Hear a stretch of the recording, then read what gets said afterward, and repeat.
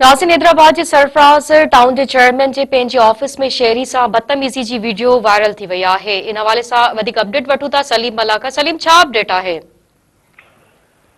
जी बिल्कुल, town chairman मियां सरफराज जी जेका आहे हिकु वीडियो वायरल थी आहे जंहिंमें हू हिकु शहरी सां मुबैना तौर ते बदतमीज़ी करे रहियो आहे। हुनमें वाज़े तौर ते ॿुधी सघिजे थो त तकबरन ऐं अंदाज़ में जेको आहे हिकिड़े जेको ऑफिस में ईंदड़ शहरी सां बदतमीज़ी करे रहियो आहे। या वीडियो वायरल थी आहे।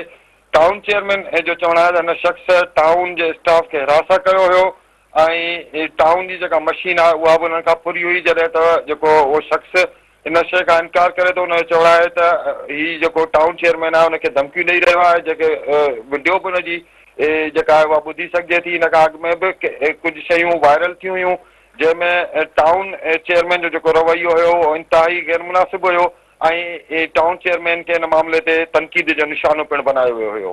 जी सलीम, अपडेट ॾियण जे लाइ महिरबानी।